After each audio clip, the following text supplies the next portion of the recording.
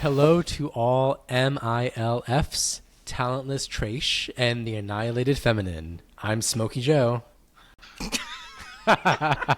Sorry. Shit. Sorry, that's really funny. I don't even know what to say to that. It's okay. Let's just leave this in. It's okay. It's natural. Everybody's gonna laugh anyway. All right. I'm Joey. I'm Matt. I'm Kristen. This is Messing with the Master, a podcast where three lifelong Tori Amos fans reflect on the iconic singer-songwriter's catalog by thoughtfully and intentionally reorganizing each album into fresh playlists that explore Tori's musical legacy, as well as our own interconnected personal narratives and friendship, which began with a shared passion for Tori's music over 20 years ago. Tonight, we strap on our metaphorical high heels and our sequin American flag rompers and dive into 2007's American Doll Posse, Tori's very unexpected and very energetic follow-up to 2005's more mellow outing, The Beekeeper. Give me 7, give me 6, give me 5, give me 4, give me 3. I am a M-I-L-F, M-I-L-F, M-I-L-F. Baby, I don't need your cash, so baby, let me. American Doll Posse was released in the final gasps of the disastrous George Bush Jr. presidency that saw us head into senseless wars and aggravated political and cultural division. It also marked the official end of Tori's traditional relationship with major record labels. In other words, she truly had zero fucks left to give. American Doll Posse most notably saw Tori reflecting on the character work of Strange Little Girls and Scarlet's Walk and holding her own beer. This time around, she inhabited 5 distinctive female archetypes loosely inspired by Greek mythology. According to Tori's official press release, the posse included Isabel, which was the historical, a photographer, a form of Artemis, and the most outwardly political of the bunch. Clyde, clitorides, who draws from Persephone and wears her emotional wounds on her sleeve while remaining idealistic. Pip, expiratorial, who represents Athena. Tori's quoted as saying, "Pip, being the warrior that she is, does confront issues and sometimes is explosive, but I really love her energy and her casual approach to rubber." Santa, sanatorium, relates to Aphrodite and is the sensualist of the group who, quote, won't drink her shame with her sensuality. Tori, territory, was Demeter and Dionysus, the creator. The result of all this is a super slick glam rock album with a hint of southern grit that perhaps most importantly spawned the most exciting tour of Tori's career. Each night, Tori inhabited one of the dolls for the first half of the main set before returning as the woman we call Tori to finish out the show. We were also spoiled by next day releases of Legs and Boots for dozens of shows, that is live bootlegs inspired by the Pearl Jam live release model. There's so much to discuss, and you better know, you better know, you better know. We're going to mention it all. This is Messing with the Master, American Doll Posse. And you know what? I never mentioned that. We want to mention it? Now we'll mention it. Mention it all. Mention it all. Because you know what? Bitch, I go ahead. f***ing earn my own living. I made you don't money. Even work. You didn't have any money. And Until you you were f***ing. Hi. Mention it all. There's a lot to go over in this era. Yeah. I think it's really fitting that you started by saying we're about to strap on something. This feels like a real strap-on kind of album, if you know. I'm just going to get it out of the way now. Yeah. You're right. Because this album is very much a big dick rock record, if you know what I mean. BTE, Big Tori Energy. We'll have to make sure that discussed. we insert Tori in that German interview where she says, I have a 12-inch cock. And she holds it. So, yeah, We'll insert it. We'll insert it. I have a 12-inch cock. Ew. Sorry, cut that. No, leave it in. it's Leave it definitely in, safe. leave it Ew. in, leave Okay. it in. Moving on. Okay. This is Tori's fault. She was sexual on this tour. She was feeling sexual. She was. Come on, listen. It was I a think we sexy can, time. It was a sexy time. She was 44 when the album came out. She was feeling like in her prime and strong physically, mentally, and she was really she was really sold on this concept, and you know, we'll get into it and debate sort of whether or not it holds up conceptually all the way, but most importantly, it did for her. And we go back to that thing I keep saying about contextualizing the music through a tour. What an example of that, to be able to go out and to actually inhabit. I don't think anybody was expecting her to do that. And so I think we have to sort of bow down to the majesty of what she was so bold enough to do. Like, you know, we don't think of her in this way before or after, you know, being so sort of, like, being so she never cracked, she never like laughed or like felt like being ridiculous. Like she was that character. She was playful when she came out as herself later, like, you know, like, yeah, that was, you know, wild the past 45 minutes, but she never cracked like in character as any of these women on stage. And it made the tour just so exciting and so special and so unique and ballsy and just, you know, so the concept worked for her and that made it work for all of us, if that makes sense. It takes a lot of discipline to be able to do that kind of performance night after night, even on the schedule that Tori does, which is not, you know, like a punishing Broadway schedule, but it's still like, you know, moving from state to state, changing. And as you mentioned, she really inhabited the characters like fully. I think had she not had that emotional buy-in and had she not really immersed herself fully and just holistically into those characters that she'd written, it wouldn't have worked, and it would have been, I think, you know, really hokey.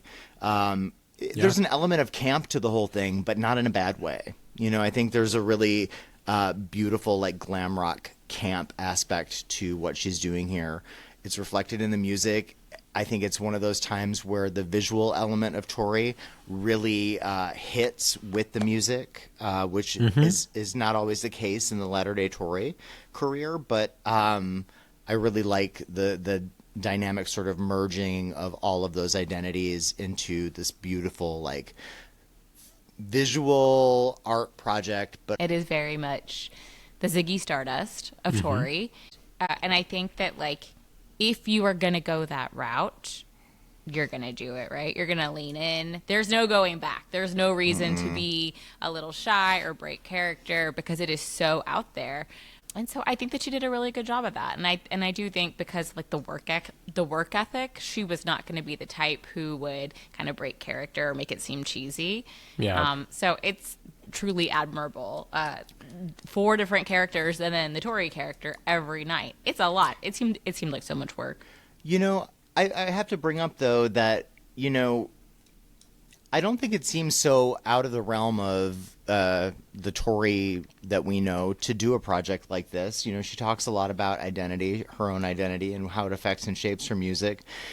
She, in 2001, not too long before this record, also sort of toyed with the idea of inhabiting characters on Strange Little Girls, which we'll get into when we have that episode, hopefully soon. But, you know, the idea of Tori creating characters that are a part of her is not a new thing. But I think what really makes this one just really bold is that commitment to these characters. I think it's a new level of commitment from her that we hadn't seen before. And I think it's so surprising. You know, you talked about work ethic, which we talk a lot about. I think we're all really inspired by that. But this is like one step beyond. It's like it's a discipline. You know, when she gets out on the stage, just as Tori, the discipline that's required just to be herself is like mind-blowing, right? You know, we've all heard the story where her husband says to her, you know, bring my wife back safely, or some variation of that. And I think that's so great that she's able to really put her own identity aside to really go all in on these characters. And I think it's so funny that she recognizes herself as one of those characters, right? Yeah. Tori playing Tori. Like, who else could play Tori? No one. Well, and also it goes back to the acknowledgement that she is not Tori. She's Myra Ellen. Like, she's always been inhabiting somebody else in some ways, right? Like, Tori fit her, and you know, we can't imagine her as anything but Tori, and I think she can't really imagine herself any other way. But she's been sort of slowly inching up to this as time went on. And I also, you know, I have a few thoughts about this. One, I think that she was probably, I bet she had like aspirations to do something like this when she was doing Strange Little Girls, and then it was just like, no, I can't. I'm a new mother. I don't have Kevin with me to sort of like, you know, make me into these other women. Like, so it sort of stayed as, you know, just, you know, there's a few photographs of different women, you know, from Strange Little Girls on a little table at some of the shows in 2001. And that was about it. And then we go to Scarlett, but Scarlett is sort of an all-encompassing character that merges with Tori. When we get to this version of her, I think she just felt really emboldened. I think she, again, felt sexy. She felt powerful.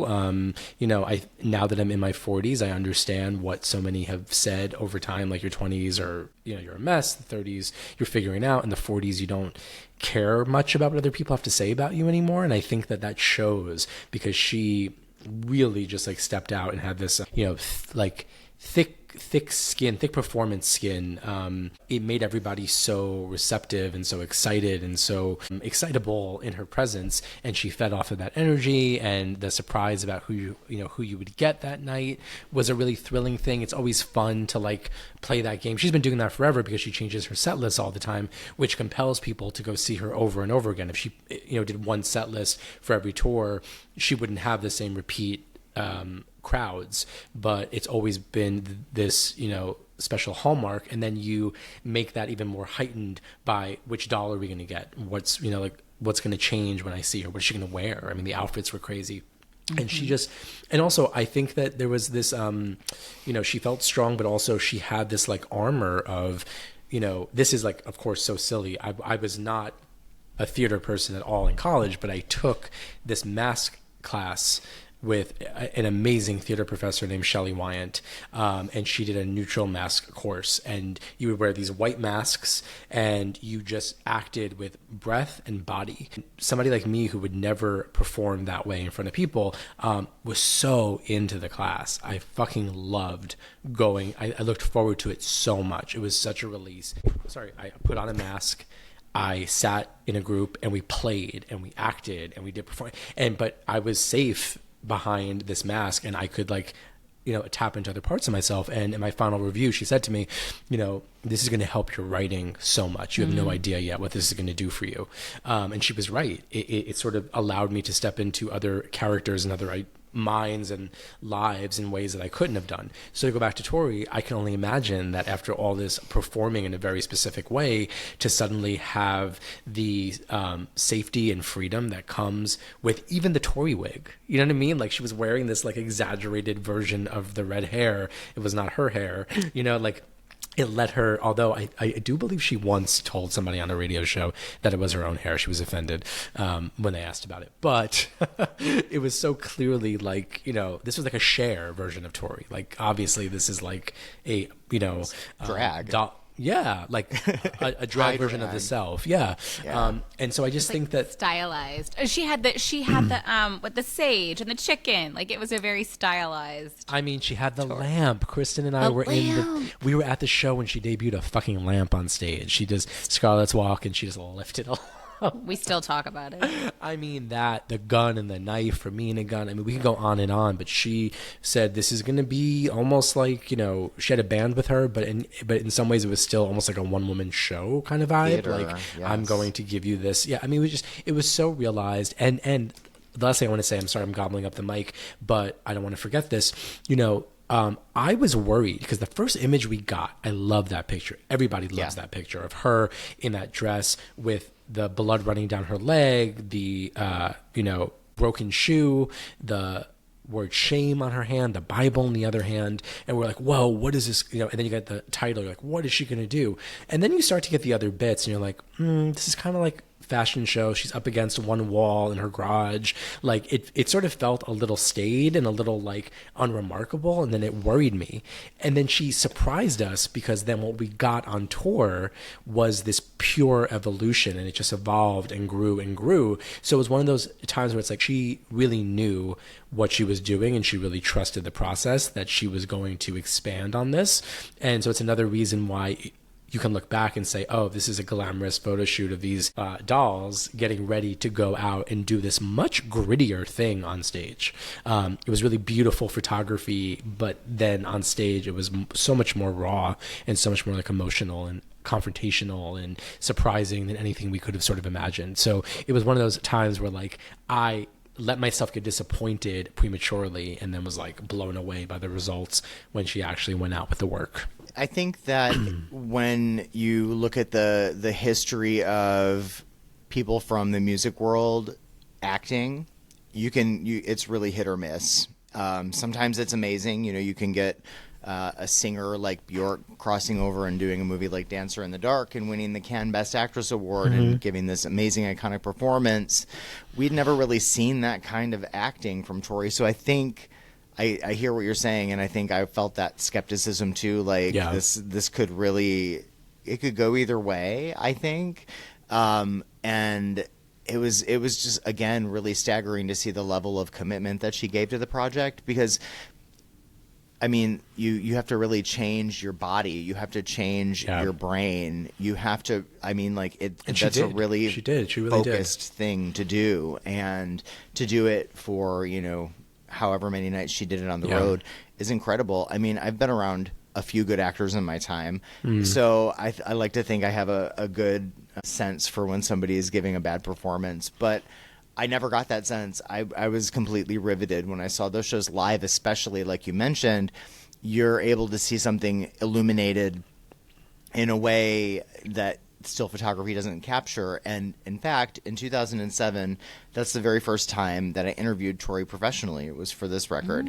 And she said just that, because I expressed in the interview that I was like, you know, expressing a little bit of like that I was on the fence or something, and she caught on to it right away. And she said, you know, you need to see it live, because when you see it live, it's all going to make sense to you. And you know what? She was right. And it changed my, you know, we've said this before on this podcast, but we all sort of like hold Tori to a really ridiculous standard. She can do anything. We've seen her do a lot of different things. We expect a lot of her. And this is the tour where I just went, okay, so what I'm thinking is completely in line. It's right. She can do anything. And doing that kind of like theatrical performance on top of playing, really for me, took my fandom to a different level, because it's so great to see your favorites do something really audacious and take a huge swing, and to be there for it. It's a really cool thing. It definitely is my favorite tour. I was lucky enough to have a really wide-ranging conversation with Karen Binns when I was in Cornwall about tours and styling, and she asked me what my favorite was, and she was really happy that it was this one. I think I got the sense that the people that worked on that tour, and I know a few of the folks who were with Tori there, it was a really like demanding thing, but it was a really rewarding tour as well. I think they all had a lot of good feelings for that tour. So it was cool to get to talk with, you know, the person who styled it, the person who was there to help Tori sort of like get into character and develop all of those ideas. Yeah. Really, really cool. And as we were walking around, somebody on Tori's team said, "Hey, does that wall over there look familiar to you?" It's like, "No, what is that?" That's the cover of American Doll Posse was shot right there. So it was the driveway or whatever you were talking about. Yeah. Hilarious. Also, you know, just to go back to what you were saying, I also think that the reason that she did it so successfully and so convincingly, Maddie, is she was doing it on her own terms. Like, I think it's pretty clear to anybody, she hates music videos. Like, she never seems comfortable. She seems to almost like be like smarting at the camera and like purposely not lip syncing at the right time. And, you know, I feel like the Under the Pink videos are sort of the best like blend of her like putting a little effort in, but also being kind of like a cool 90s chick who's like not really taking it all that seriously. But generally speaking, she's kind of awkward, and she gets a little camera shy on TV performances and stuff like that. So that's all to say that I think that she this was her own terms. She was acting, but she was acting in her environment. This is my domain, the stage, the theaters, this is me doing it with under complete control. It's another reason why it's such a shame that we don't have those live performances that they recorded, that footage that we mentioned many episodes ago that apparently was unusable. And it kind of makes me wonder, like, I don't want to get conspiratorial, though we will get to an episode with some conspiratories at some point, but I wonder if part of it too was she couldn't get in. I mean, by all accounts, there's like video, there's bootlegs of those shows. They look great, but I wonder if like she didn't believe that she was performing authentically because there were cameras on her or something. You know, like I have to wonder if that was part of it too. Like she didn't feel like the show was representative, like the show's representative of what she was actually doing, because she didn't like the idea that she was doing it for the camera versus doing it live in the moment for thousands of people. I don't know, totally spitballing there, but part of me wonders if that was part of the calculus there, and like, this is not really going to work, you know?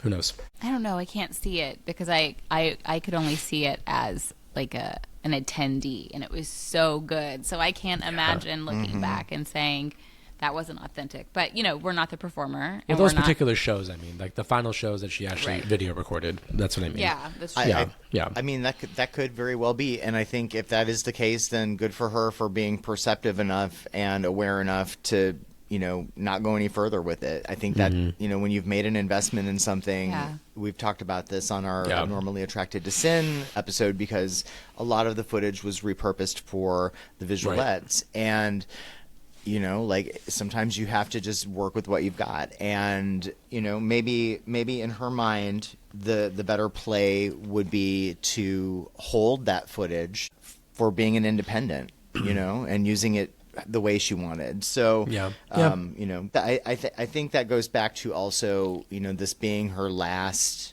record for a major label. I think that's got to be a really hard transition, and to do all of that work through that transition of knowing you're not going to be on the label any longer. Like, honestly, fuck them. Why would you want to give them anything, you know? Yeah, it's really interesting, like a little behind the scenes stuff that might not be too much new information for anybody, but you know, she my understanding was that she was trying to leave Epic even earlier, and she did have this one album left to do, and she was sort of convinced there was a younger crew of PR people and creatives at Epic that were sort of like assigned to her, and they were like so excited about it, and they really made her excited about the possibilities for the record. We have a little bit of intel on this because it's a long, complicated story, but I will say that Kristen and I got to go to that very special preview performance release day for Sirius Radio at that really weird, random, like venue in Times Square. It was Spotlight Live, but I don't know what building it actually was. I think it's gone. Whatever it was, it's not that anymore. And we got to go to it, and we got to chat with the people in charge of publicity and promotion for the album, and it seemed like there was just all this really like younger, enthusiastic, like Tori fans, and who not like, you know, traditional fans that we have like, you know, seen in the past, but like people who really knew her music and were excited by it, and were so excited to be working with her. And I think that they really believed in the record, and that made her even more confident in the album, and I think it made her care more about what she was going to put out. Like, part of me wonders, like, would she have done like another Strange Little Girls or something if she was just like, I'm out, I don't want to work with these people, I'll just give them whatever for the final record. And I think she did the opposite, and she put so much soul and her body and her soul and her mind into creating a really fascinating, high concept record that we'll get there when we talk about it, that I think she in her mind felt like this should be a fucking mainstream album that sells millions of copies, but her mind works so differently than everybody else's. So we get this like really interesting, glossy record for Tori, but it doesn't actually fit any mold of popular music at the time. It goes back to that, you know, the hardest working band on Saturn or whatever that one critic said back in '98. That feels very true for this album. So that's all to say that I think that she was in a different headspace, and then she was comfortable enough to try something big and go out bold for this final major label outing.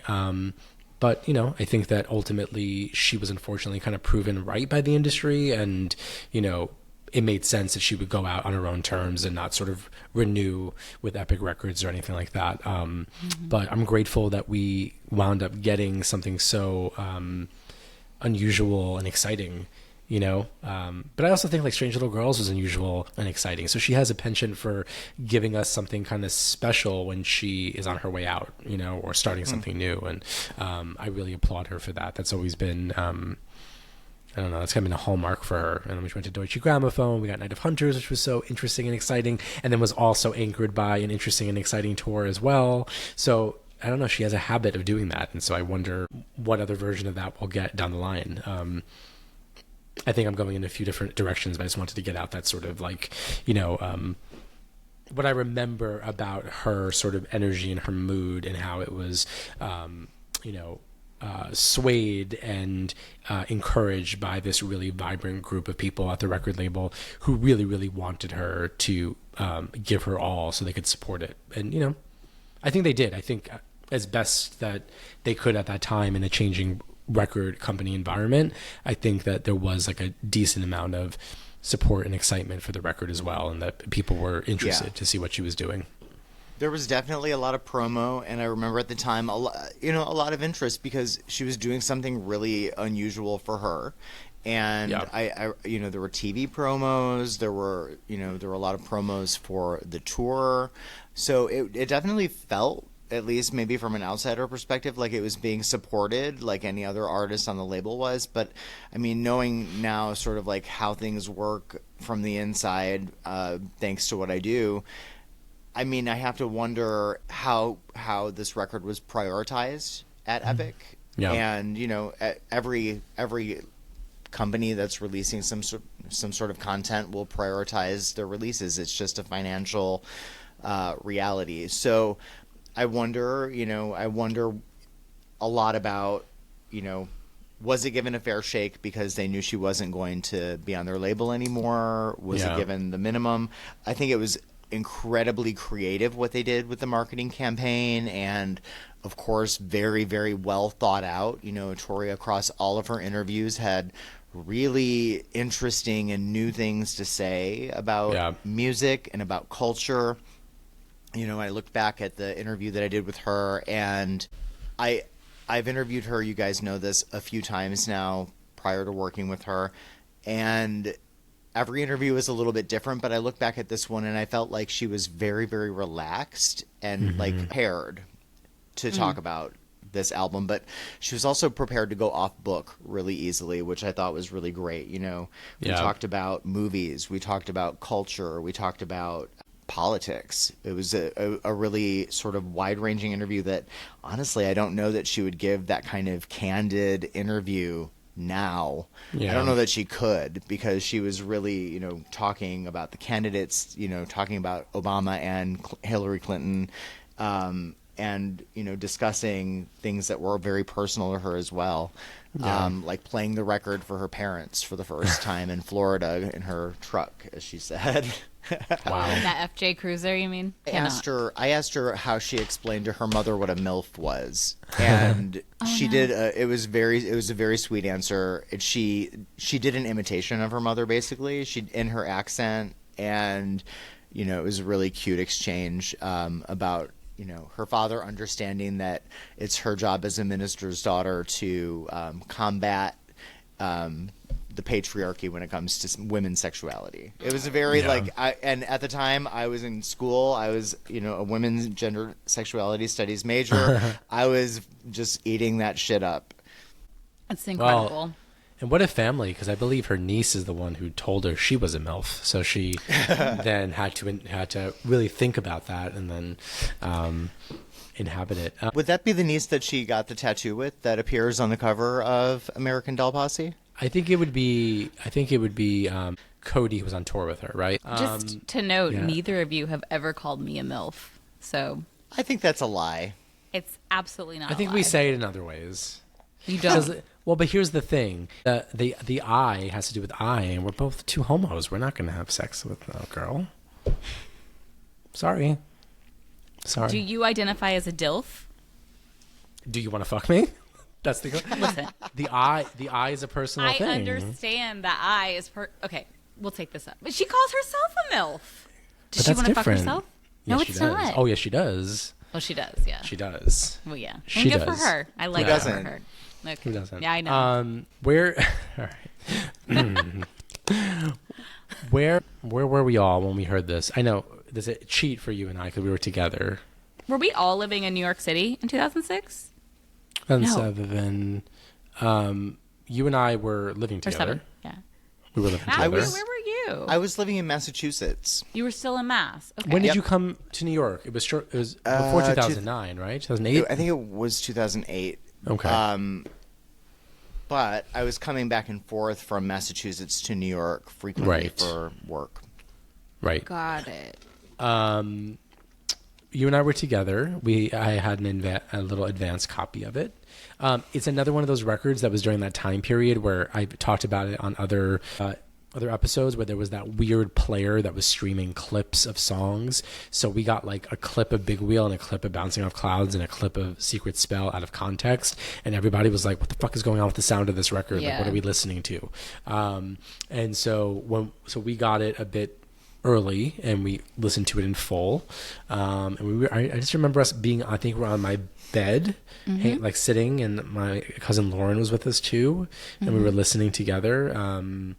And we were like into it. And also, it was one of those experiences where it's often true for Tori albums, but even more so for a record like that, where it just sounded so different and so strange to the ear at first.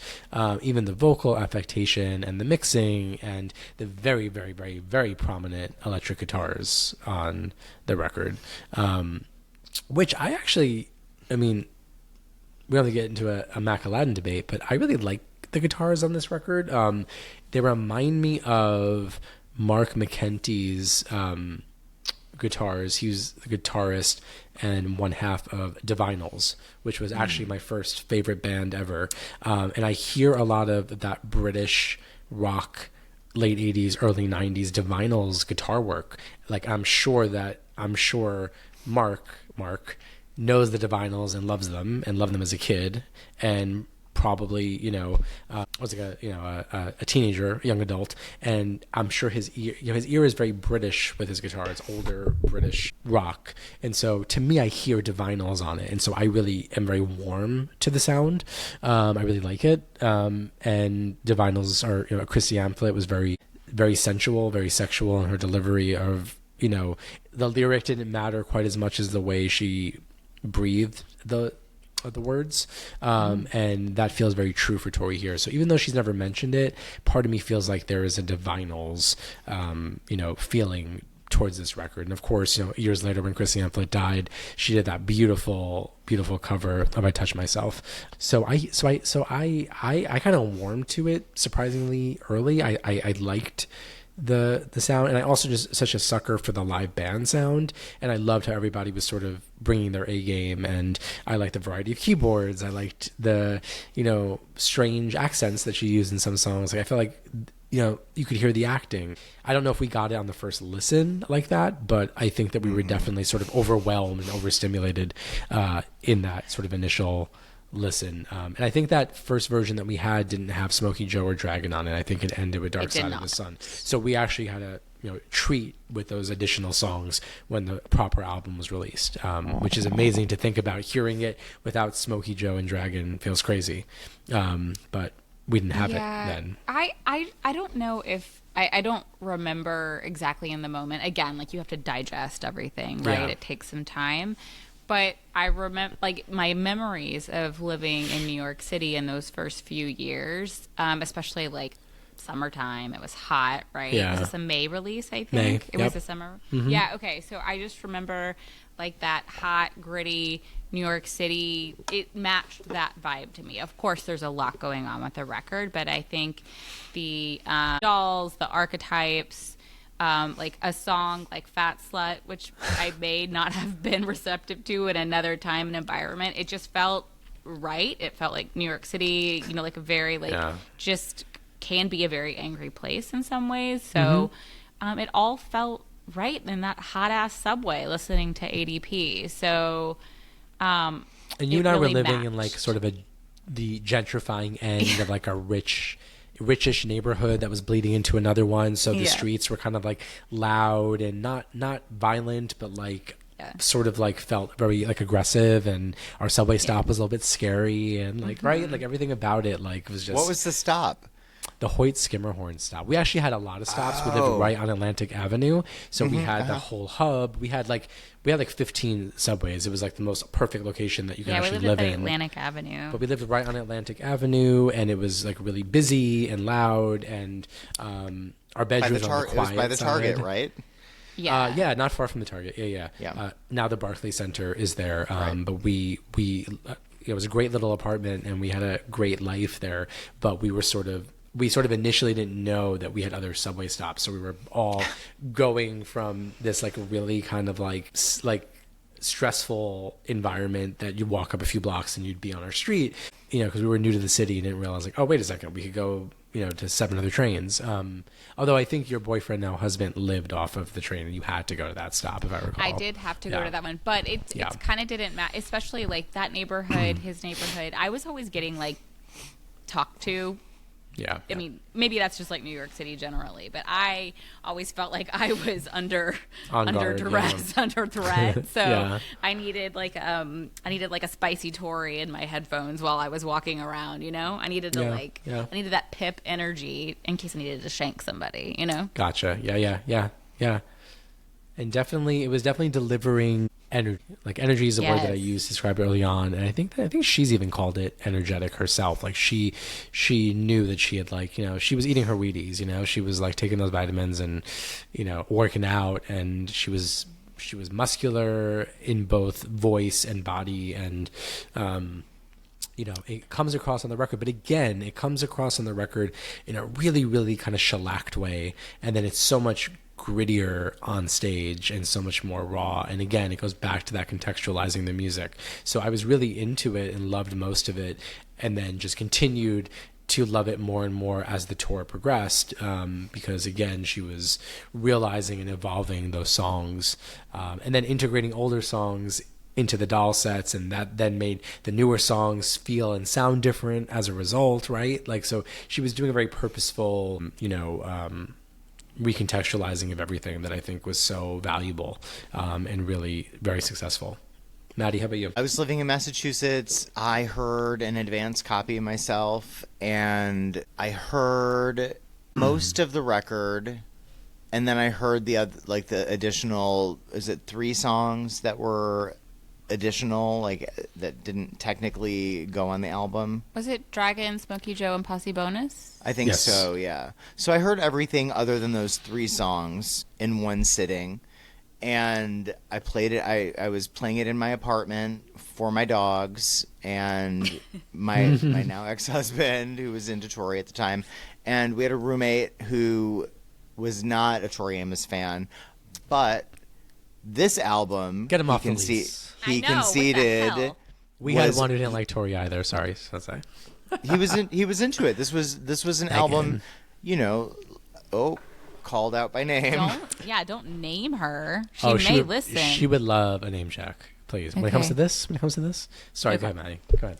That's okay. I this was an album where I felt very much like I felt during Choir Girl Hotel era, that I could play this for my heterosexual male friends who didn't really get the Tori Amos thing. I didn't feel embarrassed by the music. I didn't feel like I would be made fun of or, called a slur over this music. You know what I'm saying? I do. That, at least for me, like I had to like explain and give backstory. Like I think you could just put these songs on and they're good songs, and you don't have to be like, this is an iconic Tori Amos album or something, Which is ironic, given the concept of the album is so complicated, and yet the music itself doesn't have to be complicated. You can just receive it, right? It fell in with a group of songs that I had in heavy rotation when I would hang out with certain friends. I've mentioned before I had a lot of friends who played music in Detroit, so like the Detroit Rock and Roll Boys, they didn't yell at me to turn it off. So I felt like I was going in the right direction, and Tori was going in the right direction because of that. But I thought the music also was very accessible. I didn't, there are a lot of, Tori's lyrics are another thing, but in terms of the sound, I thought that the sound was very open. I felt like a lot of different kinds of people could listen to it and find something to like. Especially, on a single like Big Wheel. I think Big Wheel skirts a few different kinds of genres. It appeals to maybe people who are into like a country western vibe. It appeals to people who are into a rock and roll vibe.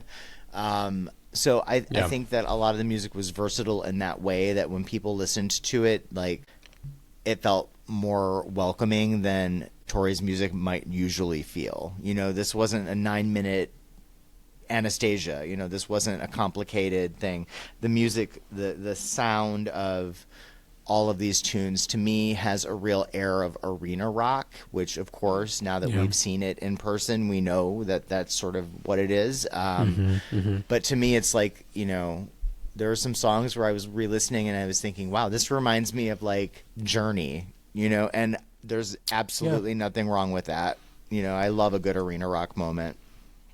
Yeah, me too. And also, it's one of those other things that goes to show you, like, that it goes back to what you were saying about, like, I was complimenting the behind the scenes creatives who were trying to really make the album successful. But you, I think, were alluding to, like, the suits who make decisions about where the real money goes and where the singles get played. And the fact that she could deliver an album with Bouncing Off Clouds on it, and that it could never be on the radio, and it didn't get like a proper music video, it didn't get like a remix, it didn't get any of the things that a song like that. She delivered like what would have really been a very relevant and exciting song from Tori Amos on radio, and it didn't make it there. It didn't ever see daylight in that way. Big Wheel didn't really either. So it goes to show you that there's this inherent bias and misogyny that she's commenting on in the record in many places. It's sort of, she's unafraid to be pretty meta about the sort of hypocrisies and tensions between, male energy and female energy. And, so we think back on that, and it's like, it's one of those things where she's probably like, what the fuck do I have to do? What do I have to give you? 100%. And so it probably validated her reason to do this last one and grow her some wine, like, let me go off and do it on my own, because besides distribution, I don't need you fuckers for anything. And that's the thing too. Tori's gift and curse, so to speak, more so a gift. But I think once they realized early on that they didn't have to do much for her, because she was going to always be selling for them on the side, because she toured so vigorously and was such a lauded, acclaimed, beloved live act, and that's not changed 30 years later, it always gave them an out to be lazy and unhelpful, because it's like, well, who cares? Don't spend money or time on her, because she'll pull a few 100,000 copies eventually, because she will be on tour for 9 months, because she is a beast who does this and will never stop doing it. So it kind of like her sometimes when you are, I think we all know this from we do different work, but we all know when you're very capable, people kind of give you a lot to do and maybe not always a lot of support, because they know you'll do it well. And I think that's been the story of Tori for a long time, that they know she'll tour, they know she'll move the amount of records that we all need, and we don't have to invest as much. And that's not fair to her, right? Like that's really, really not fair to her. But I think that's sort of the agreement that those in charge made with her, or like without her, like she can do this on her own, That's my sort of take on it. Or they knew, this is a fucked up thing to say maybe, but, we know what she's capable of, and maybe from their perspective, they know what she's capable of as well. And just thought, well, if we don't do this for her, she'll probably do it for herself. Yeah, right? Exactly. She'll make it happen anyway without us. So right. So don't just let her do her thing. Yeah. And I've worked in plenty of places for some crazy corporations now, and if it's sort of like projected that something's not going to do its best, if something is projected to be on its way out, no one is giving one shit about that thing on the way out, So I think also something important to point out, I think maybe in 2007 specifically, music was really at a critical changing point. Things were really changing, and Tori said this in the interview at Pop Matters that I did with her, that she was trying to make an I album, meaning iTunes, and meaning volume. You know, like that's part of the strategy, right? Is being able to put out many tracks. The And streams, right? It's like the number of streams. Yeah. And at that time, there wasn't really a lot of streaming either. We were buying things, either an album or a song at a time. So even if somebody, you know, I believe this was also reflected, and I think we talked about it with Abnormally Attracted to Sin, but I think American Doll Posse and Abnormally Attracted to Sin are strategically titled with A's because A's show up in the listings before other albums, alphabetically. That's interesting. No. Yeah. No. Maybe. Yes. Maybe. I mean, That like maybe. blew my mind. It's like when That blew my everything mind, was too. named ABC Pest Control or whatever. Yo, I was Anyway. thinking like in terms of singles, bouncing, you know, big wheel. Don't you feel like this was a strange time for music? It feels kind of like the death rattle of alternative rock generally. Like there was no alternative rock anymore. I don't even know like what radio station would have played. It just felt like nobody was playing like contemporary Radiohead in those days. Or you know what I mean? Like where would that have gone? The time when people really started doing what we're doing. I'll say it, we're pioneers, messing with their playlists. This is really the era when playlists start, you know, when people have really easy access, and it's, you know, the accessibility to making your own playlist or your own CD is like the thing, right? You're customizing things. And I think really, you know, yes, maybe it was the death of alternative rock, but maybe also the death of just like concept records that you know, are long play records in general. And I think that's that a shame. yeah, sorry. I just think It's coming back a little bit, I think. Yeah. Like the Taylor Swift, you know, Lana Del Rey's, like they are releasing long records and, you know, putting out a lot of content.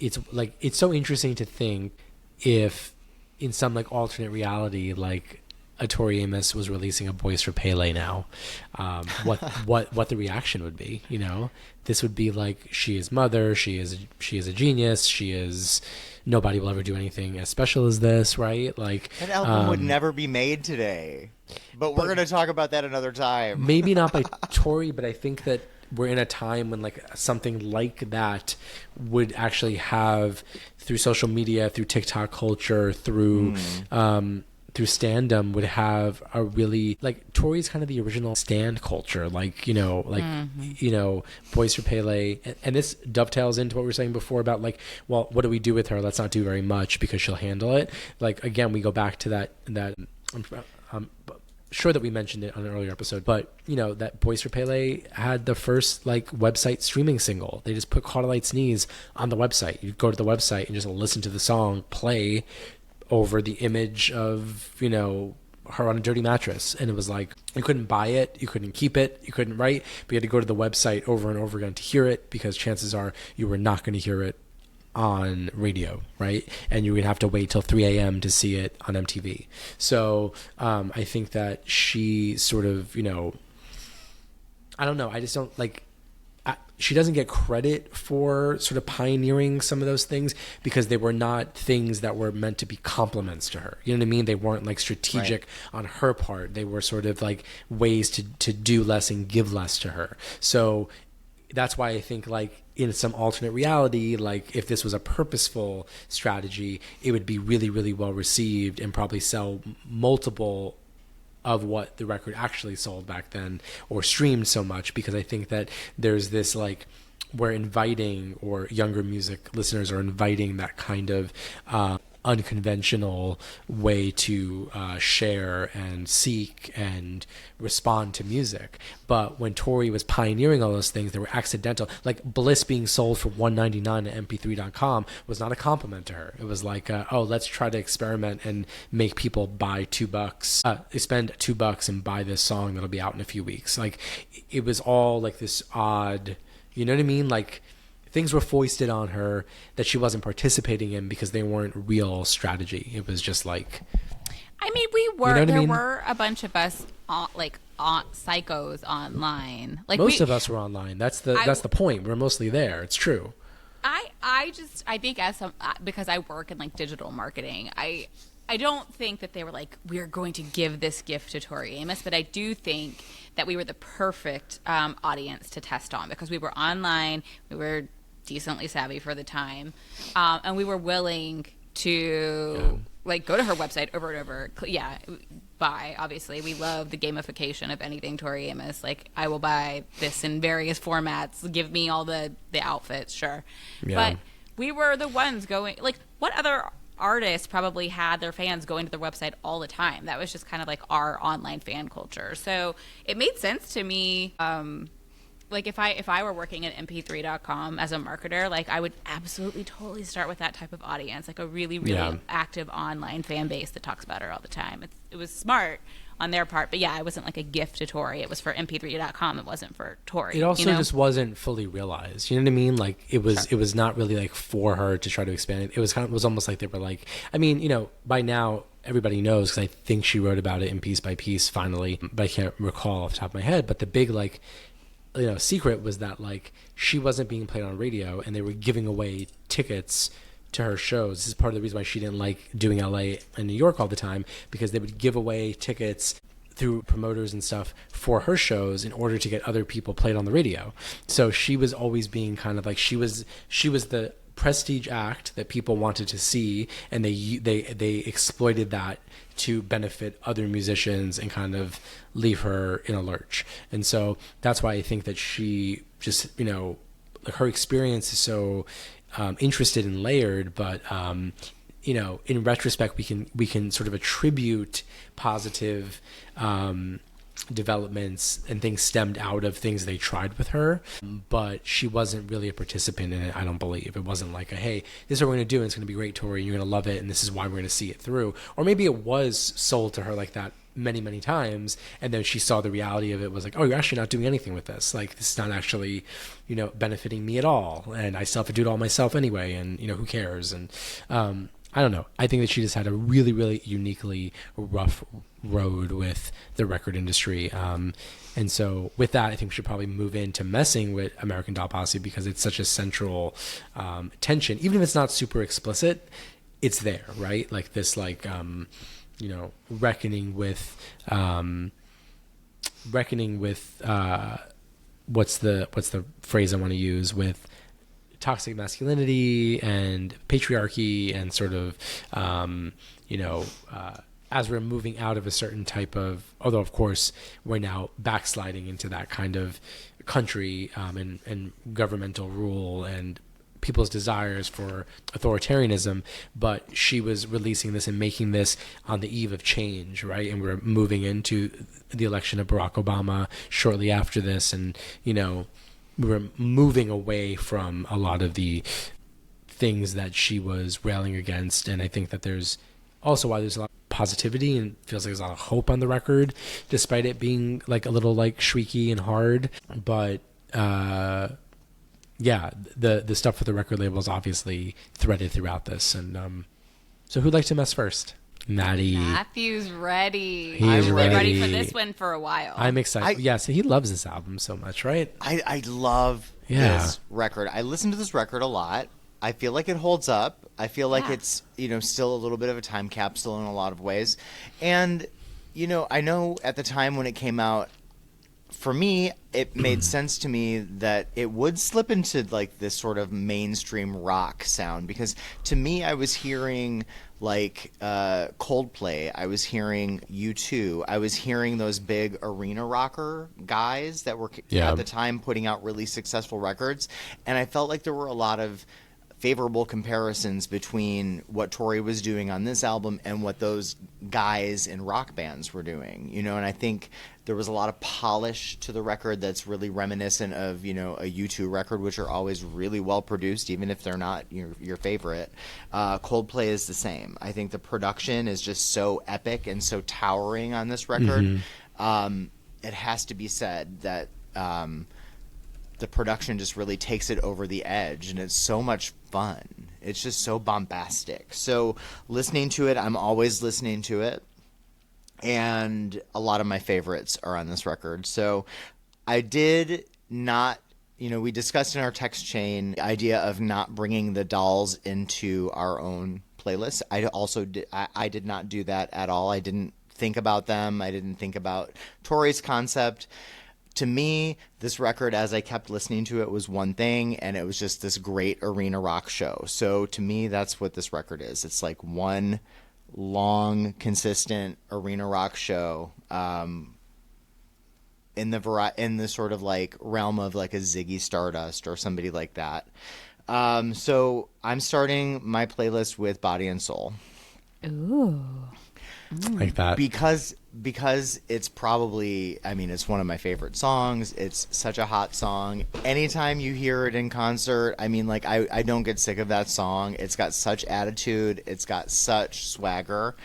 And I just love it. And I think, when we are thinking about, moving around these track listings, for me, I'm looking for what sort of encapsulates the entire record for me. And that song to me is really just, it exemplifies American Doll Posse to me. That sort of like rock and roll sound. I remember when I first heard the guitar, I was just like beside myself, right? It's the kind of Tori that I love listening to.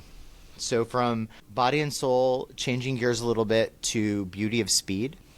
Mm. And I feel like Beauty of Speed has really strong second song energy. It just has, elements that remind me of other songs that are in the number 2 position on her other records. But I like sort of, to me, it really feels very authentic to Tori. And I know that's funny because it's not who's technically singing the song, right? From Beauty of Speed, we go to Code Red.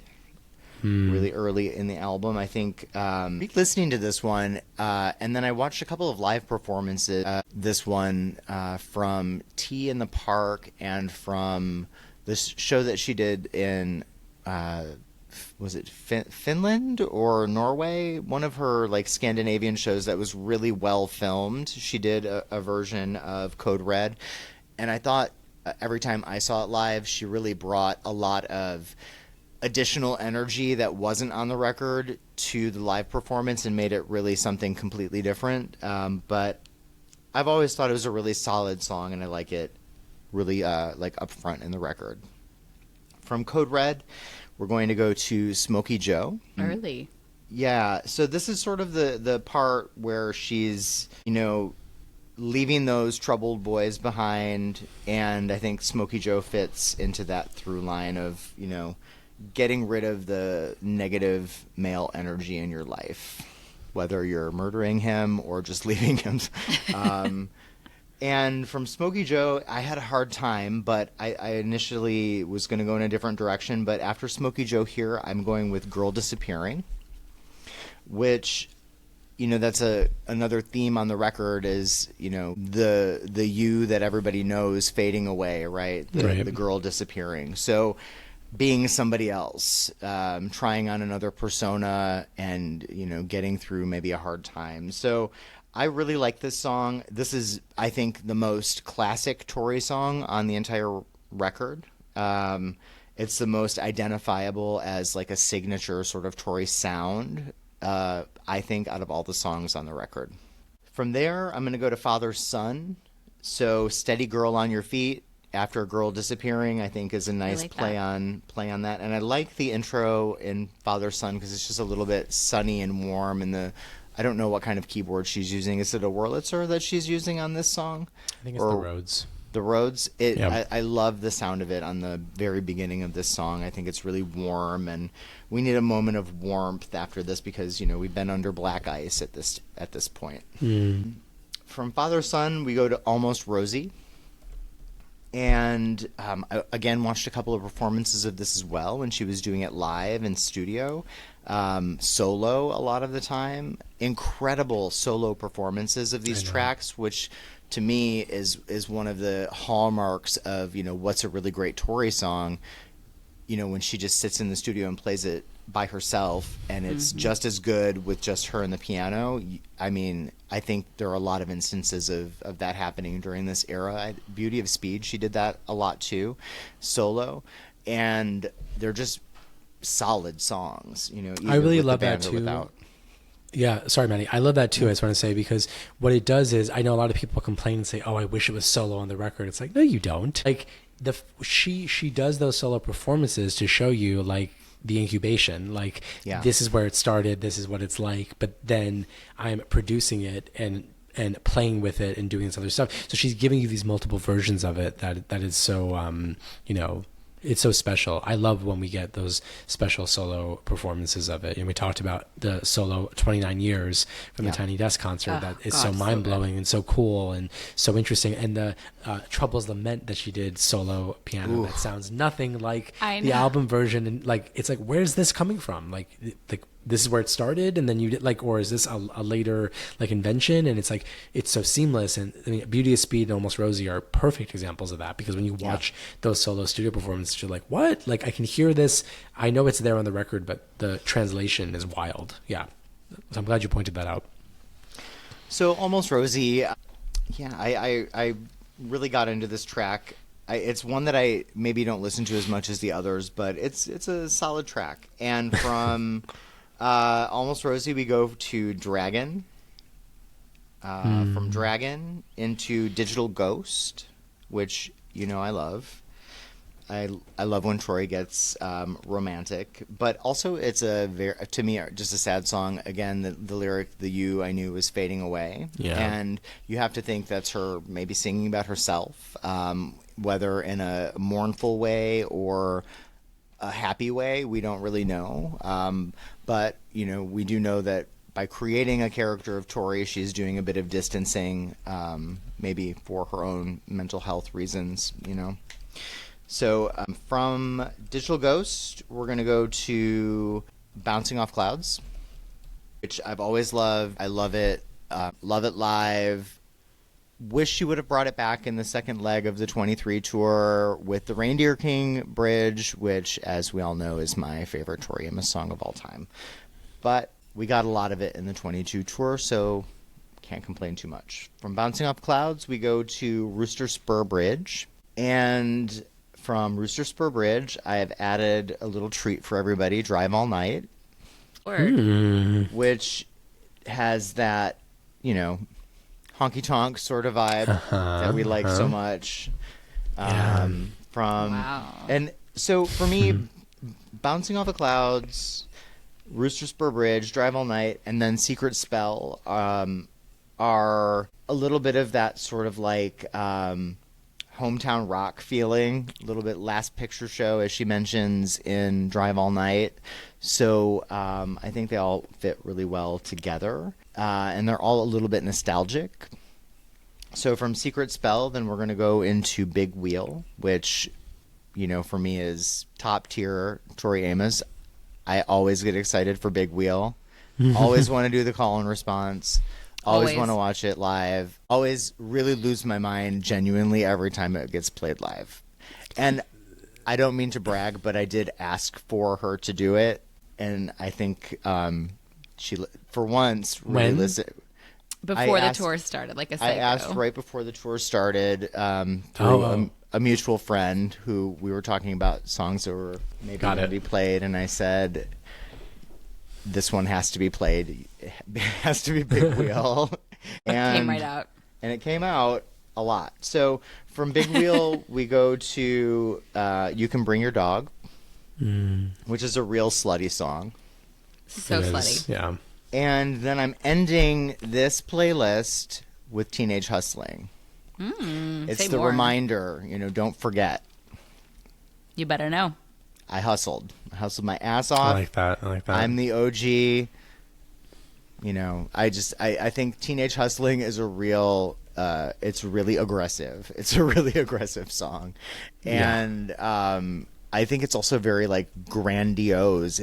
There's a moment where it reminds me of just, like, I feel like there should be, like, background dancers or rockettes or something going on in the background. I would just take it really over the top even more than it already is. But I've heard Teenage Hustling quite a few times live, and it's always really fun.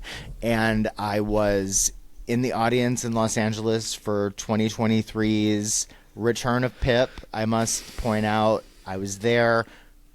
I couldn't believe it. I was taking my now husband to his very first you were Tori Amos show. You were invited to the show. I was invited to the show. This is true. Yes. And you were told you were told you better not miss. You were the summoned special surprise coming. by the Yeah. queen. okay, I was. That's Yeah. very You don't have to flattering. We'll do it for you. You I don't have to say saw it. it happen. With our own eyes. Our own eyes, we saw it. Yeah. It was cool. But anyway, so when Tori came out in a wig that was a dark color, You knew it was going down. I knew right away, and people were turning to each other in the audience, and there were many gasps and a lot of like pearl clutching, and then she did a really like wild encore where she played Teenage Hustling. You Can Bring Your Dog. No, she didn't do You Can Bring Your Dog, did she? She did She's Your Cocaine. And ended with Waitress as Pip. So wild to see Pip come back in 2023 to do Teenage Hustling. Strong Black Vine was another one that she did that sort of fell in with the whole Pip vibe. Yeah. Very, very unexpected. I did not know that was going to happen, but we all sort of like turned to each other. I was with somebody who, did Tori's hair and makeup a lot for the American Doll Posse tour, and we were all gagged. So love it. And she still had that broken ass leg too. She was coming in to play another character, dragging that leg on stage. Jesus Christ. And it was wild. Nobody expected it. Nobody. But that's my Still list. can't believe it. So you cut a bunch of shorties. I Yeah, got what'd you rid of cut? some stuff. Yeah. What'd you cut? I wanted to keep Yo George on there because I really like love Yo George. I know. the piano playing on the beginning of Yo George. I don't think it necessarily is a spectacular album opener when you've got such good stuff up your sleeve on this record. And I felt like the shorter songs they interrupted my rock and roll groove. I toyed with having Mr. Badman on there because it does have sort of that sort of big, Beatles sort of rock energy that would fit in with a big rock album. Dark Side of the Sun for me has never been a favorite, so that one was out. Even though the vibe musically, I could have found a place to slip it in somewhere, but I just didn't think it fit overall with the other songs that were much more of like an arena rock statement. I couldn't stick it in somewhere because you were sick of hearing it? Basically. Yeah, so no Fat Slut, no Velvet Revolution. Yeah.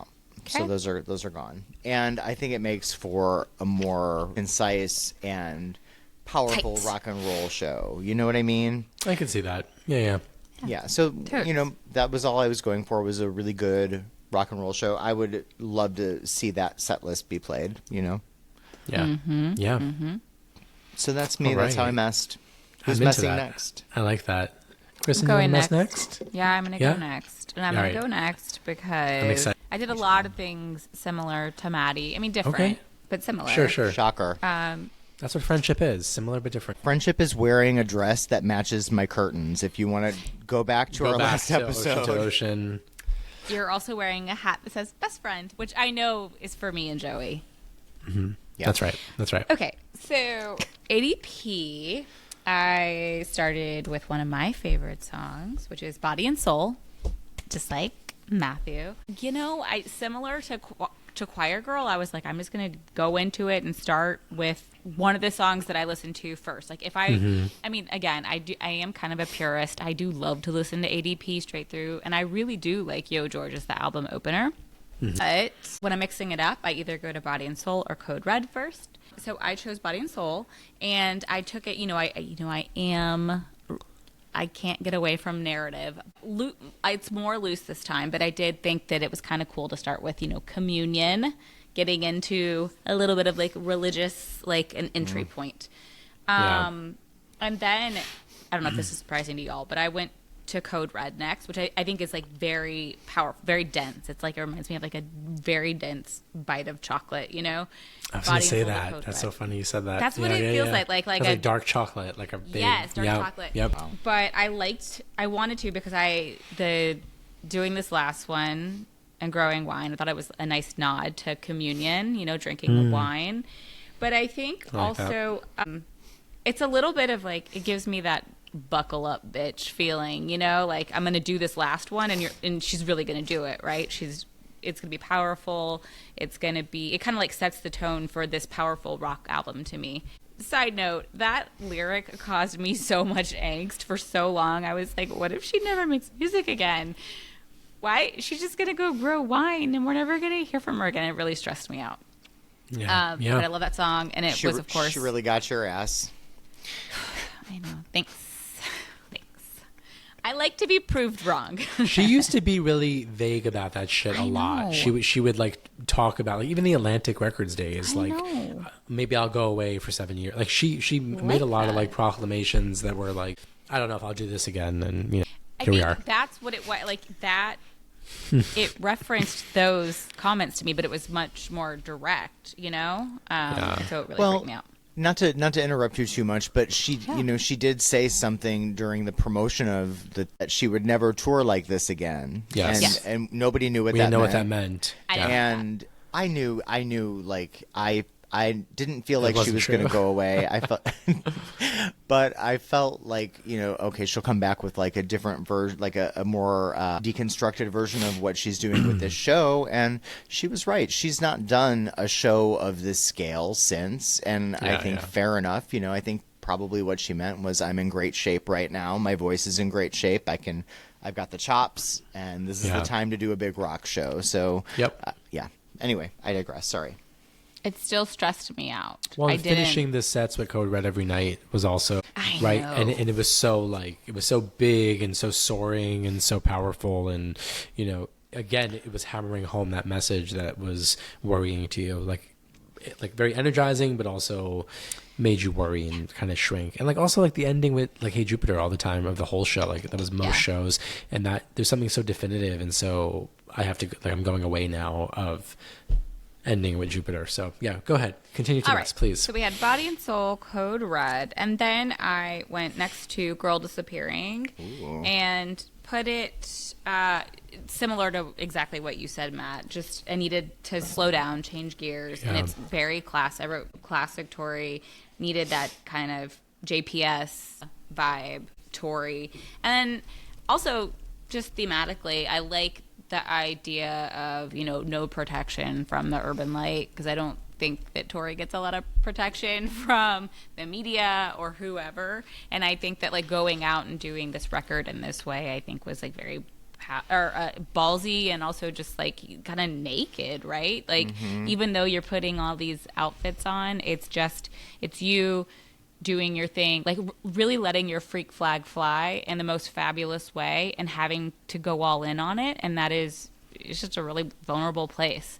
So after no protection from anybody, we're going to go to Devils and Gods. And that is because Devils and Gods, I love the duality, the balance. Is it you? Are you the devil? Are you the god? Am I the devil? Am I the god?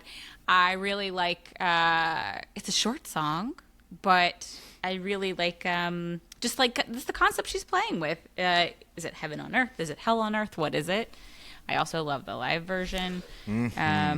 So good. And I think it's a nice transition song as well. So from there we go into Secret Spell, because we are both the devil and the god, and so we're going to create our own secret spell. A Secret Spell also for me is a nice transition song into this next block of songs, which I know are not character Tori, and I also did not consider the doll aspect. It was too complicated.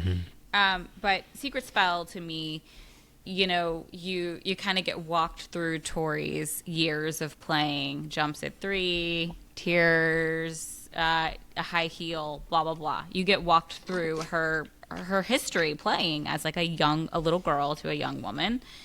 And so from Secret Spell, I go to Teenage Hustling, because, you know, you have this like cute little Tori excited to play the piano, and then you start working for it. And then you're hustling, working, making the money, and starting your career. And then from there, I go to Big Will, because obviously she's got that cash, baby. That's right. She's got that cash. After Big Wheel, I go to You Can Bring Your Dog, which is, you know, her band. It's this slutty little fun song playing with her band of dogs and boys. And then Not David Bowie, which is, of course, the Ooh. fallout, right? And I know this is kind of where I was saying I was cheating, and you guys knew I was going to put Not David Bowie in, but I think it counts because it was mixed about the time. Well, and she finally did it live on that tour a few times, and it sounds Yes. very much like at home in that tour. You're right. It feels very much like an ADP song to me. Yeah. But of course, the fallout with Caton, and then I kind of in that section with Dragon. So that's kind of, and to me, that's like a woman did this to you. A woman like was so powerful that she like took you down, right?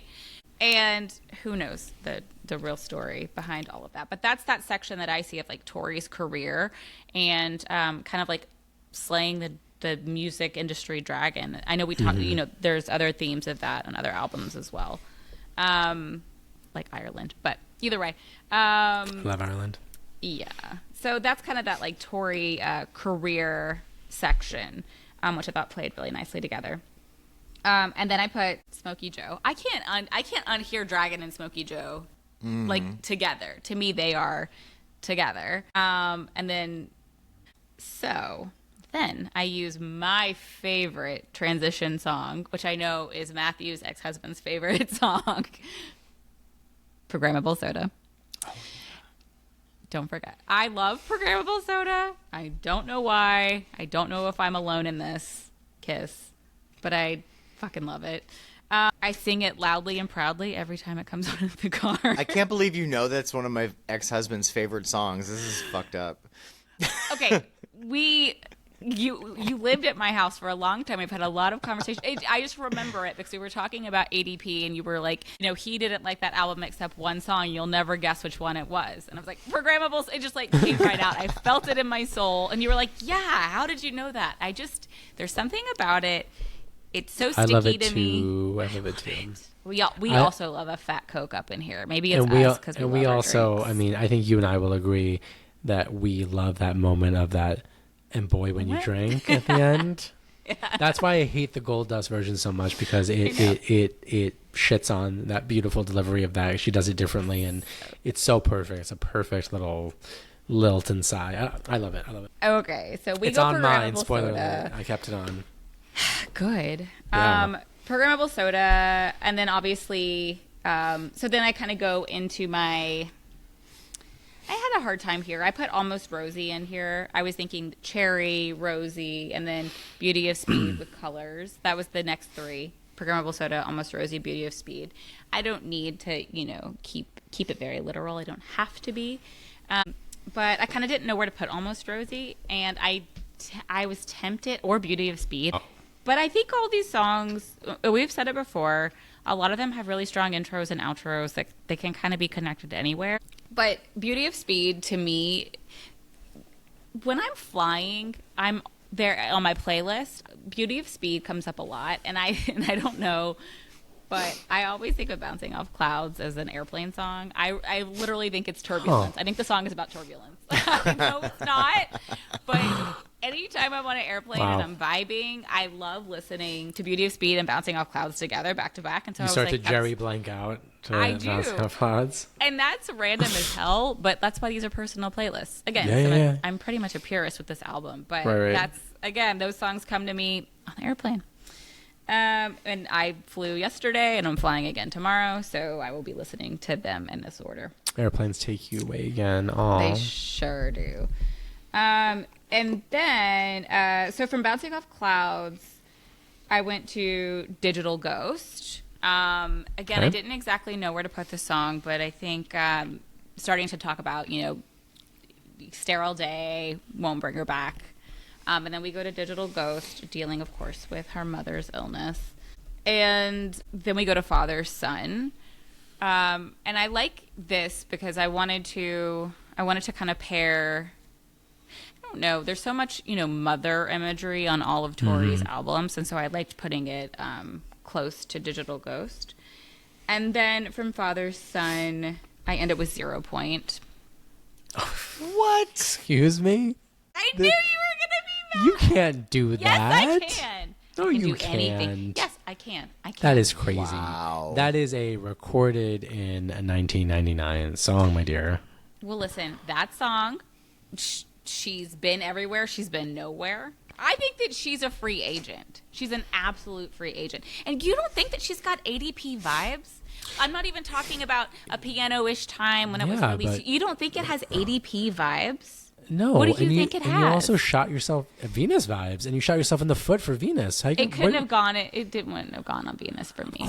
Of course it does. No, Matthew looks disturbed. Look at him clutching his chest. I don't know that that's allowed, but It's like a dirty, like, think about dirty New York City, like the desert called Paris. That doesn't make you think of New York City and ADP? Yes, it does. Anyway, I will say on my list, I wrote out all my songs, then I put it on the side. We'll because allow I it knew because that she I was produces. Because she produces. Otherwise, go ahead. I knew there were going to be issues with it. I didn't want to give it away what the issues were in the text chain. I stand by it, and I'm interested if any listeners feel like it could be, and if they don't, that's okay. So that's it. And I got you really took a swing, just like Tori did with making this record. Gotta appreciate swing. that. You said that you love it when Tori takes a swing. I will say, you know, it's different when you take a swing and when Tori takes a swing. It's bullshit. I will say this. I always thought, maybe not for Doll Posse, but like another band tour, I always thought like it would be too perfect for her to end a set with 0 point because it has These that are fucking it has that good. waitress energy, and for her to be solo at the very end, tinkering and saying we are entering the photon band, we are now in the photon band, would be okay. so hot. But she didn't do that. Let me explain a little bit more. Also, like we start with Communion, and then at the end we're talking about Tesla, and we're talking about like photon band and science, and then like Mayan culture. And I just came back from Mexico. Okay, so I was very much in the 0 point mindset. These are playlists, people. It may be the biggest fudge so far on this podcast, but I'm going to stand by it. And I really wanted to end with something super powerful, and Father Son didn't do that, so I needed to add something super, super powerful because I'm like pushing away from the beekeeper world, right? I want to go in hard and I want to come out hard. What did you cut? Yeah. Cut Dark Side of the Sun, Velvet Revolution. I cut both of those because I can't, like, they go together to me. So if I wasn't going to have one, I wasn't going to have the other one. I cut Yo George, like the same reason you talked about, which is a Dark Side. Love it, and I love it as an album opener. Mr. Badman, and I mean, I guess technically Posse bonus if it counts. But yeah, that's it. Got it.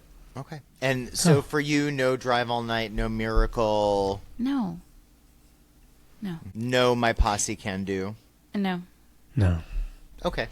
I have a hard time with Miracle because of Violet's Eyes. Yeah, it's hard to reconcile that song turned into that song. And I like That's Miracle, hard for me. But it's hard to I didn't include Miracle either, I'll tell you before we start. I considered it, but Miracle to me has similar energy to Secret Spell, and I think Secret Spell makes more sense on the album. So I didn't also, we don't have a high quality Miracle, and so that is something that I still want from them, to like just give us a cleaned up version of it, because I think we'll hear so many more interesting things. I think it's a very like it's a very layered, percussive, poppy song that in its own way could have been like a great single in another world, you know, but Almost Rosie does what Miracle does for me. Yeah, too. I can see that too. It has sort of a similar world that it shares. Okay, well, we're going to take some time to recover from this later, but I guess I should mess. So much hate mail. Yes. No, I'm sure people will be very into it. People like to If break you're going to get rules. hate mail, you may deserve it. You need to reconcile that. Yeah. It's okay. I think you'll be okay. I'm not. Yeah. Okay. All right. I'm going to send you hate mail, but I can't wait. I can't wait to hear what Joey has to say about You this. literally already send me hate mail all the time, every day via text. Screenshots. Okay, go ahead, Joseph. Okay. All right. So I didn't abandon the doll concept, but my thinking was that she did. Again, the doll concept goes beyond the way the record presents itself. I feel like the record, if she really wanted to like make it doll centric, she would have like I feel like she would have like sectioned it into like doll sections, and she would have like given them their own arcs and I think it's about these different voices coming together to like form a force field more than it is about the different dolls having to have their individual say. Like they're all Tori, they're all coming together. She's harnessing, she's splintering off pieces of the self and then bringing them back together. That's why there are many of them where the background vocals are by one. There's a duet, embodying soul between Pip and Santa, right? Like it's Tori. I believe, is it Tori and Pip, or is it Pip and Isabel who are doing Smokey Joe together? Like she does all this, she's sort of layering them already, and then she's putting it into practice live. So I didn't feel an obligation to do that. I thought I can just let these be songs, and I can go based off of how they sound, because above all else, regardless if people love or dislike this album, because I think that we know that it runs the gamut.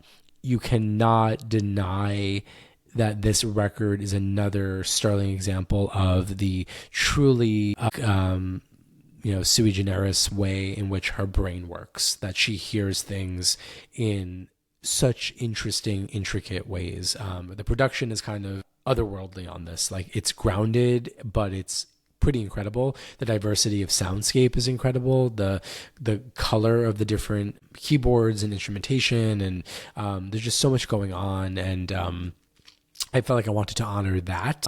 But I will say that I started from a narrative place and I end from a narrative place, but everything in between is really sonic, about sonic transitioning. So with that, Body and Soul came so close to being my opener because it feels like such an opener, but I start the record with Code Red. We go into the thesis of it. Like, this is do this last one and grow me some wine, this hard indictment of the record industry while turning in her final record for them, and also them being so sort of inattentive and daft that it would go right over their heads that she is telling them to go fuck themselves on the first song, and it's just such a powerful song. I always think of it as closing energy. It doesn't close the album, but it closes the shows, and so I was like really trying to figure out where it would go. Should it end the whole record? But there's something about it that feels something is being, like, things on the table, but it's challenging you to then follow her through the door that is going to be the American Doll Posse soundscape. So we start with Code Red, and then to show us how she's going to move forward from Code Red to do this last one, the second song is Programmable Soda. She tells us, think of me as programmable soda. You want this, you want this, you want that, you want that. It's all here. I love that. That's so cute. She does that right after. And I love Programmable Soda, I think, but I like it as a short bridge to like then enact this, smorgasbord of different sounds and honoring different types of music and different types of musicians, and sort of, because in some ways American Doll Posse is kind of almost retrospective of all the music that influenced her. Right? It has a very 70s sound, has a very 80s in places. It does all of these things. So we go from Programmable to Teenage Hustling, because we have to go back to the origin story, right?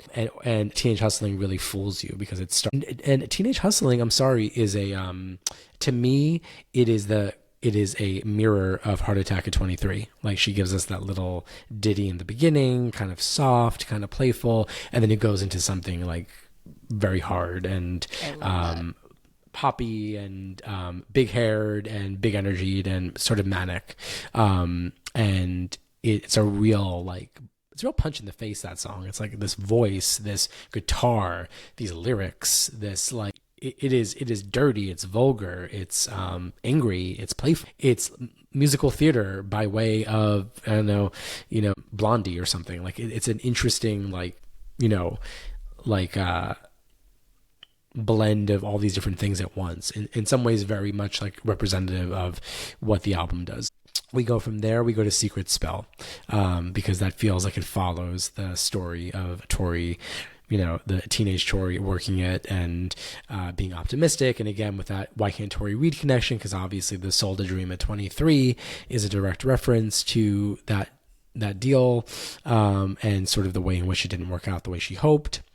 From Secret Spell, we go to Girl Disappearing, because I think that's sort of looking inward and thinking about the self. And of course, we talked about, Why Can't Tori Read days and her sexual assault and losing herself, the girl on the piano being dead. And Girl Disappearing feels very much like it is speaking to that fragility, that vulnerability. I firmly believe that she wrote it with Britney Spears in mind. She was being a real tough love mama to her. Like, she would talk about her a lot in the press during that time, in a moment where it wasn't really clear if what she was going through was like an act of self-destruction or actual mental illness. And I think that Tori was sort of showing, she was commenting on her in a way that felt both like motherly and also, very cutting. But when she did that improv about Britney after the music awards, Britney, they set you up, but you drank from their cup. Britney, they set you up, but you drank from their cup. Britney, they set you up.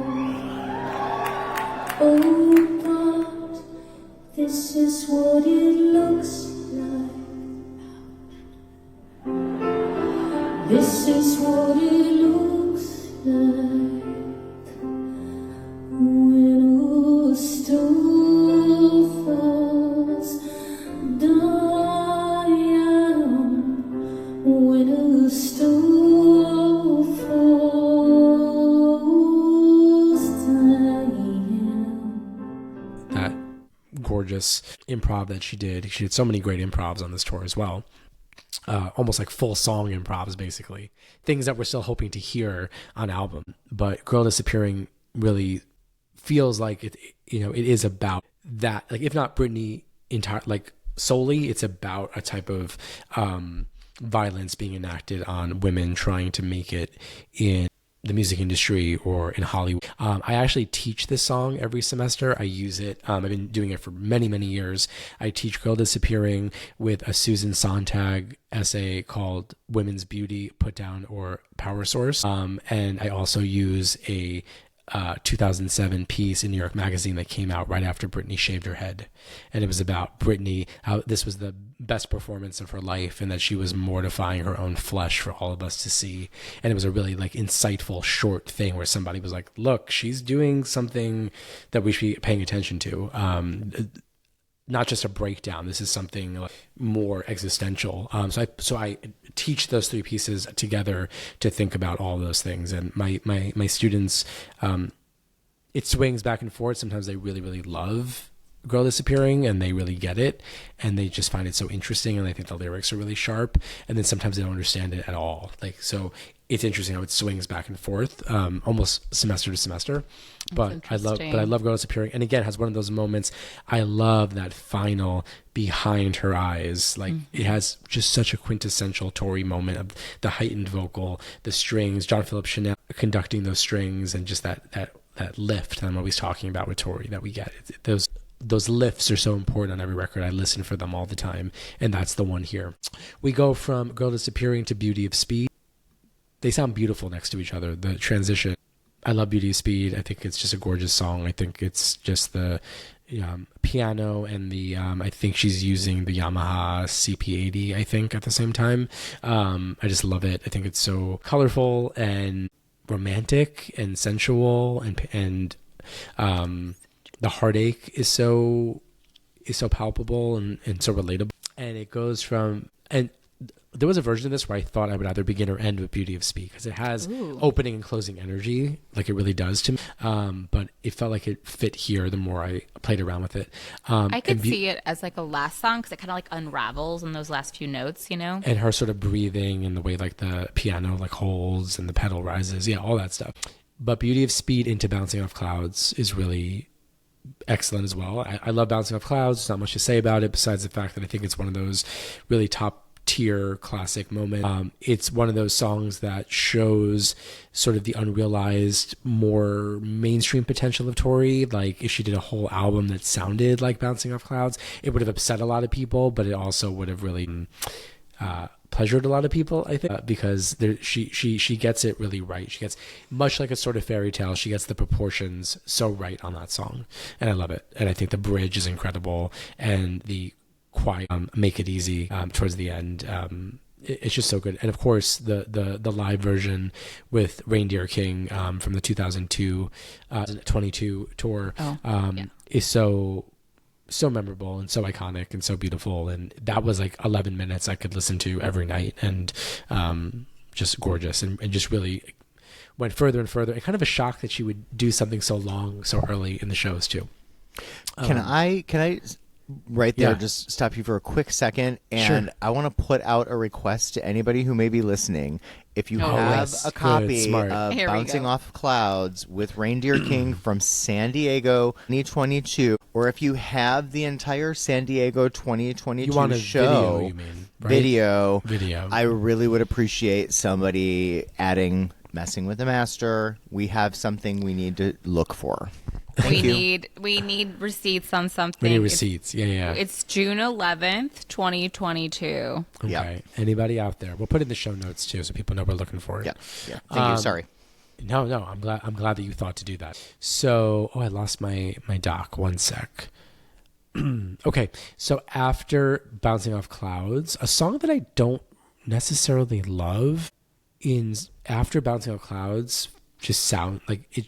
Something changed when I reordered it. That's why I love doing what we do, because sometimes the reordering of something makes something really click for me. Bouncing Off Clouds into Rooster Spur Bridge works so beautifully. They really transition into each other, and they have that sort of they have that grief piece of it. And Tori writes about many things at once, so I feel like that bridge is also, you can stare all day at the sky, but that won't bring him back, bring her back. But it could be, you know what I mean? Like, there's a transference there that I really love, and the two work really well. And then Digital Ghost following Rooster Spur really also works. So there's a really lovely flow there of those few songs together. So emotional, so powerful, all big and small at the same time. And that's something that this record does really well too. Like, there's something about the record that feels epic, ironically, at times, and then also very small and simple. So I think that those songs together sort of reflect that tendency of the album. We go from Digital Ghost to Body and Soul, which is a sharp cut that works really, really well. I love Body and Soul. I thought about it as my opener as well, or a second to last song. I loved when she opened with Body and Soul as Santa.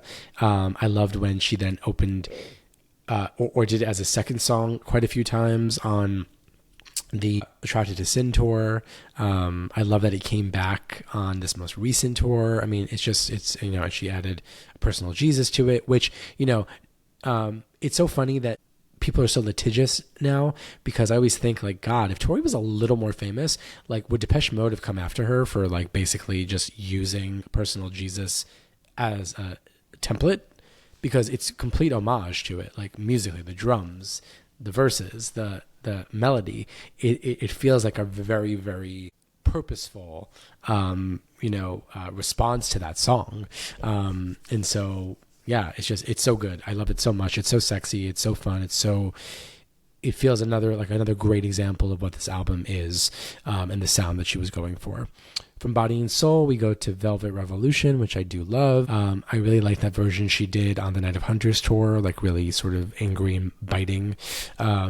It was really good. Really, really good. Really good. And Velvet Revolution, we go into Father Son, which is such an important song, and I think it's something that gets overlooked. And she didn't play it a lot after the initial, like in the beginning of that tour. It was something that could also have been kind of a single in some ways, right? Like a different kind of single, very directed at Bush Sr. and Bush Jr. and sort of the hell that they wrought on our country and international, but also thinking about issues of terrorism and religious extremism. And it's just such a unfortunately timeless song. I've always thought it would, and I'm sure this is like no shock, would be amazing on Scarlet's Walk, like after a pancake or something. Yeah. Maybe not. Maybe you don't like my playlists anymore.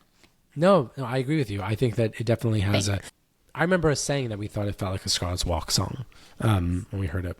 So we go from Father's Son to Smokey Joe, because it also feels like it's on that same wavelength. Smokey Joe is an incredible song. Matthew and I were real close to the stage when she did that Smokey Joe with the octet for NPR, which Maddie will remember. We were joking. He's like, what's she going to play? And I was like, a little Jamaica Inn, a little Smokey Joe. I was like saying random shit, and then she played almost everything that I said. It was so funny. But Smokey Joe was like shocking. Like, whoa, I can't believe that they reinvented this. It made such perfect sense, though. It had such attention paid to the details, and it was just a completely different version of the song than we'd heard before. And it's cool to think of Smokey Joe as being that versatile of a song, because it's really specific on the record, and then live it's I think a very, very different thing. It's a very different mood that she has to conjure, and within the context of that show at La Poisson Rouge, it was just like it fit. It was brilliant. She sounded amazing. She really got to the core of the song. I love that song. She was a very different person in 2012, right? So the song then had to be a very different version of itself. And it's cinematic on the record, and it was cinematic in a different way during that octet performance. Yeah, I agree. Like, it was very different than like the Pip performance or whatever. Yeah, totally different. No push-ups at the beginning, but incredible. Just if anybody hasn't seen that, we'll link to it as well. Like, for that, it's remarkable. So we go from Smokey Joe to Devils and Gods, and Devils and Gods lead us into Almost Rosie, and because Almost Rosie is contending with war and but also like domestic unrest as well, like civil unrest, domestic unrest. To me, Almost Rosie feels maybe almost the song that most encapsulates the idea of the political being personal. It feels almost like it has a relationship to the power of Orange Knickers in some ways. Like, it's sort of like sounds a little bit bright and optimistic, but it's actually pretty soul crushing. And the lyrics are some mouthful.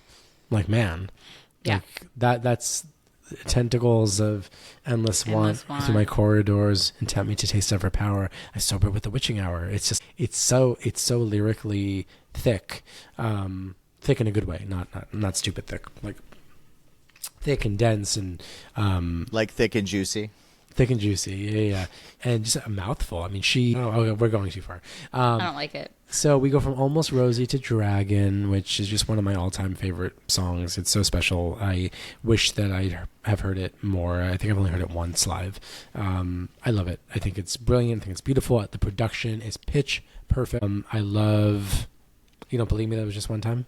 I'm going to Tori's set because I don't believe I've never heard it live. I think we only heard it together in Philadelphia as Santa. I don't think we heard it any other time.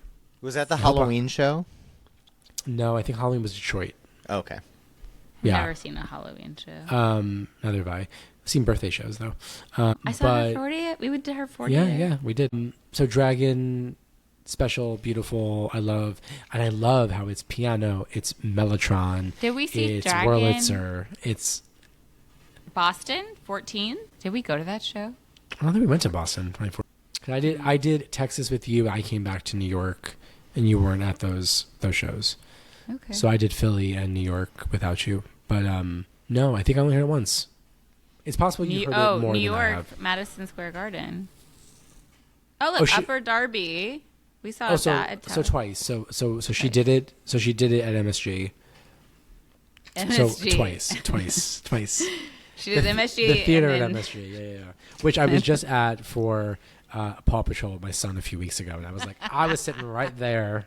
I told my husband, I was like, we had seats over there, but we went right over there and we sat. Yeah. I'm sure he loved it. When Kel and I were in Mexico this week, he told me to stop talking about Tori Amos, and I was like, it's my birthday. I will not stop talking about Tori Amos. Oh yeah, this is your birthday episode.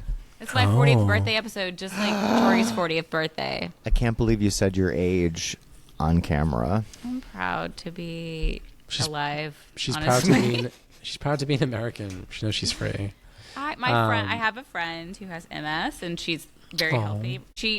Kel was talking about turning 40, and he was getting stressy about it, and she was like, honestly, I think it's a blessing to turn any age. Every year's a blessing. And I was like, yes, I girl. love that perspective.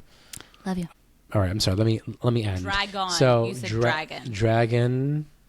And I was very surprised that I'm doing this, but I'm ending with Big Wheel because Oh my God. it is the looking back at the premise at the beginning of doing this last one. Then she does the last one, and she's an MILF, don't you forget. And she doesn't need your cash because she's got her own. It's hers. And it's, so I flip the script a little bit because I do sort of have a tendency to like something big at the end, and I try to go the Maddie route sometimes and do something that feels a little like smaller and punchier to end. And Big Wheel feels like a good way to end this. So I end there. I did not include Drive All Night or Miracle. I did not include Dark Side of the Sun. I like the soundscape of it, but I think that it's one of those songs that is just unfortunately dated. And I think that some of the metaphors I don't love them. I think it needed another pass maybe. I rarely would say that about Tori, but it feels rough drafty to me. The sound itself does not. And look, she didn't even play it. Like, so I think she knew like this isn't quite work. She never played it? She played it once on that tour. She played it in Florence, I think. Was that the time that she had Mark on stage Yes. as a guitarist? Okay. Yes, because Dan Phelps was new and he wasn't ready to. He hadn't learned everything yet. I love Dan Phelps, by the way. That's another reason that the tour was so spectacular. What a time to be alive when Mark Hawley appears on stage to be the guitarist. Very Let's few just talk people got about to. that. Yeah, That would yeah. be cool. So she played think Dark Side of the Sun in 2014 in Sydney, and then the 07 show. Yeah. So she Joey, doesn't. Go ahead. Really important question for you. Yeah. You didn't include 0 Point. Listen, guys. Why? I edit all this bullshit out, all this hatred. She's gonna go in and do a new list and this. I'm gonna cut it out. I'm gonna cut it Listen, out. we're just throwing a little shade on you. Yes. Wash Don't it away, you okay? throw that So I got rid of shade. Dark Side of the Sun. I got rid of Mr. Badman, but I don't understand anything about that song. Sorry, girl. Don't you have this shirt? And she doesn't either. She didn't perform it either. That shirt was cute, but the shirt had nothing to do with anything either. It was just one of those arbitrary. She needed another song. She wanted a Beatles ditty, whatever. Oh, I yeah. respect, but she doesn't play it herself. So if she doesn't play it, I don't mind shading it because she doesn't play it. I'm trying to think. I wrote to me on my notes. I wrote Mr. Badman is just like a perfect B-side song. Like Yeah, I really, it's cute. It doesn't really. I don't think it's actually saying anything, and I tend to not connect with songs that I don't think are really about anything. And I think that she does have a few songs that are not about anything. They're just songs, and I think that's okay because she does so much otherwise. But to me, it's just not really. It doesn't stand up to the craft lyrically to the other songs on this record that are so strong. You Can Bring Your Dog. I cut it, but I actually really love that song. Excuse me. I just could not find a place for it. It didn't make sense in the story I was telling, but I actually really like it. I think it's really sexy. I think it's really fun. It was really fun live. It's so different. It sounds like nothing else she's ever done, but it just didn't work on what I was doing. Of course, no posse bonus. Yeah. And I don't mind Fat Slut, but I just sort of, in what I was doing, it also didn't make total sense anymore on my I need it with playlist. Girl Disappearing, you know? No, I get it, but Y'all, I fully forgot Rooster Spur Bridge. It just like wasn't on my list. I was sorry. listening for it and I was like, did she just cut it or did she? Hold on. Let me go back to see where I would put it. She does not have that, and Maybe Leaving, put it where you do put not 0 have Point. memorized. Hell if I can know I'm not putting it as the last song. That's a great last You know, song. it's I'm gonna look. It could work Rooster as the Spur last Bridge song, isn't yeah. my favorite. You know what? I'll kick Almost Rosie off and put Rooster. I know. Okay, I'm gonna get hate mail. It's okay. too. You don't it's, have to do anything. It's okay to just say you forgot it. It's okay. I did forget it. I'm sorry. It's too much spontaneous messing. Guys, it was full on ocean to ocean tequila remix shit in Mexico. I drank so much. I am still hungover. That's we awful. were doing shots for Tequila. shots. I've been searching for you. Tequila. It was tequila. Wild. Talk about messing. She messes and mashes on that. All right. So, what are our favorite moments on this record? We're hitting hour 2, so we must my relieve our dear God. listeners. We have to wrap this shit up, even though this album is long as hell. Yeah. I'm gonna give you my favorite moment. Give it to me. It is the countdown in Big Oh my Wheel. God. It is without question the countdown in Big Wheel. Give me 8. I mean, every day I'm saying that to somebody. You text it every day. You say it, you text it, you think it. It's a part of my DNA. I love that song. Yeah. I identify as a MILF. Mad, I like to fuck. Right? It's just Got such it's so saucy and it's so audacious and it's just so like, girl, okay, you know, you got to really just get into it. There are so many different ways she's performed it, so many like little lewd gestures that she does along with it, little moves. I'm so into it.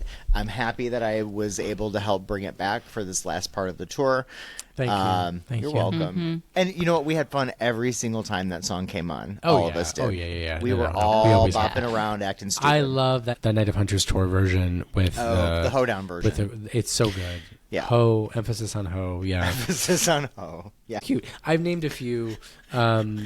You know, the bridge of Bouncing Off Clouds, that sort of final Behind Her Eyes and Girl Disappearing. Those moments are all moments that I really love. There's so many good moments on here, but I think that I must come back to just the perfect harmony and movement and fluidity of the "Won't You Lay Here With Me" in Dragon, that mellotron playing over the piano, that sort of whistle, that flutish whistle. It's sort of medieval. It's sort of, you know, it's like fantasy. It's a little Renaissance fair. It's a little spacey. It's just all these things at once, and it's that sort of indescribable. Like, you have to use a lot of things to describe Tori sometimes because she is actually hard to pin down and describe, and Dragon feels like one of those really special moments. Honorable mention, though, goes to the bridge of Body and Soul and the Boy You Need a Conversion. That conversion, the way she drags it out and the way the knocking drum is happening over it, like, and it's quiet before the final swell. I love that too. There's just so many good moments, but I think that Dragon and Body and Soul, those moments, top. I really love, because I do like the wordplay. I do like the end of Girl Disappearing. We're running to a constellation, and if it's a constellation, I really like that delicate writing, and I know that you teach that a lot. I love that. But remember when you were asking me, like, is she running? Who's running? Like, It's I hard think about to know. Yeah. and I really love that part, and it Is reminds the secret me. prison behind her eyes, or is there a prison behind her eyes? It's like, right? It's like, I think it's Tori. It's tricky, At that the end, song. it's Tori, right? Yeah. And so I like that. It reminds me of like a perfect, like a pirouette or like a fouette in ballet, and like you land it perfectly. It reminds me of like that perfect landing. yeah. That song feels very balletic to me. So I like that. That's a good I like answer. that word. I must also suggest, we'll put in the notes as well, there is a fantastic random solo performance on some TV show, I think in another country, of Girl Disappearing, that she did when she was promoting Gold Dust. And I watched it she's yesterday. She's on the roads, and she's doing this, like, it's so good. and she's and like facing forward. she's like facing forward and like standing up, and the roads is there, and it's very unusual, like in every way. She might be wearing a little leather jacket, and she has on that sort of curly wig, and it's weird wig. Yeah. such a weird. Everything about it is weird, but the performance is so good. Riding on backs of palominos primed for an attack. It's as good as it gets. With girl disappearing, what on earth's occurring? 'Cause she's right in front of me. Ooh, girl disappearing to some secret prison behind her eyes. She whispers, big surprise. There was no protection by this open